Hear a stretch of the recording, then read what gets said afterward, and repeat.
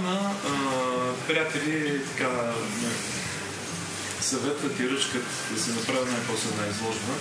И понеже това лято ще навърши 60 години, се очакваше може да направи някаква тип ретроспективна. Неща, които съм работил преди, бижута, стеклена пластика, живопис, но реших да не е така.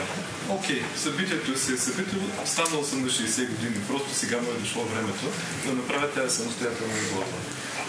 Реших да бъде фокус върху нещата, които работя в последно време, последната една година, да кажем. Това беше нещо неочаквано и за мен, когато от нещо, което е стил, който преди работих по, как да кажа, с елементи на реалистично, сюрреалистично, експресионистично и както и да е. В един момент стигна до идеята за чистата абстракция, когато трябва да се реши предмета от всичко. Няма материал, няма цвят, няма нищо. Остава само една чиста, изчистена от всякакъв детал форма, която да носи това съдържание, това послание, което искам да кажа. Интересен съм, това бяха най-трудните неща, които така направих. Това е най-парадоксалното откриване, което ми се случва да направя. Признавам си, засичал се колегата в общите маршрути на нашето обикаляне в средата. Никога не бях виждал негови работи. Много странното е, че се появи предложение аз да говоря за изложбата. Нещо, което аз се чудех как да отклоня, защото не го познавам, не ми е близък, не знам какво прави. Не можах да откажа по причина, преди да съм видял въобще нито една работа. По причина, че ме спечели с добро сърце. Открит човек. И другото, което идва с предложение да кажа няколко думи, незнайно как за мене е решено да се случи това. Тоест, пресичат се някакви орбити, незнайно как. Още един път изненадан, и то тук в момента, че трябва да говоря за неща, които са вътре, трябва да обясня и неща, които вие не сте ги видяли, аз съм ги видял преди 10 минути. Това зареждане с очакване, за първ път се случи такъв сценарий. Говориме и после ще видите. Виж, след това ще отворим, ще паднат пердетата, Елизаветите ще паднат и ще влезем в Светая Свети. Тук се работи тънко с това дълбоко човешко съдържание, любопитство към тайната и едно дълбоко стаено тъжно усещане така по трансцендентност, по висок смисъл. Човека е тъжно създание, защото осъзнава своята крайност във време, че е граничен, детерминира своята телесност и е подвластен на линейното, на историческото време.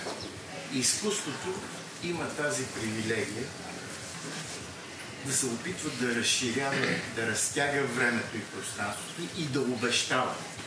Ние сега всичките седим в обещанието на Владо, той след малко ще ни пусне. Ние седим в това очакване. И това велико очакване на трансцендентно случване, аз ви обещавам, че ще ви се случи. След като в сценария това нарастване на любопитството някак сублимира в това голямо очакване и в онази огромна тъга по трансцендентен, по абсолютен смисъл, по Бог, че обещанието на тая изложба изведнъж от обикновено обещание да видим произведенията на наш колега се превръща в трансцендентно очакване за смисъл. Има нещо много съществено. Има един базисен код, около който се върти цялата композиция. Тя се върти буквално се върти. Сферата. Модул, пластически код, формата, от която се гради и извежда целият този разказ, за който стана въпрос, е една сфера. Знаете, че откакто свят светува, във всички философски, теософски и религиозни системи, кръга и сферата са първи и последния символ. В случая, в неговия случай, сферата кълбото се персонализира и то става главният герой. Главният герой. А както знаете, главният герой на художника е самият той. Първо, знаете, всеки художник постоянно прави само автопортрети, друго не знае. Много е странно това да говориш за високите съдържания, да говориш за духовен абсолют, за съвършенство и в същото време да го очовещиш, да го вдобриш, да го човечиш, да го психираш, да стане тая материя свещена и висока, да стане и човешка, да стане много интимна и много топла. Няма да говорим повече, той се е постарал от всяка една работа да пусне един свой текст, за да ни даде в лабиринта на своите умозаключения и така емоционално преживяване. Поздравления, Владо. Прекрасната изложба за мен беше изненада. Надявам се за всички да бъде. Благодаря на всички, че ме уважихте с присъствие на откриването на изложбата. Благодаря за всички топли думи. Като първо, трябва да благодаря на хората, които с чиято помощ успя да стане реалност тази изложба. Разбира се, професор Памукчевич прие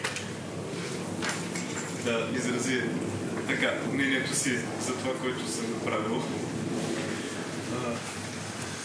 Доцент Боряна Минчева, че прие да ми бъде помощник в реализацията на тази изложба. Марта Димитрова, като посредством на това събитие,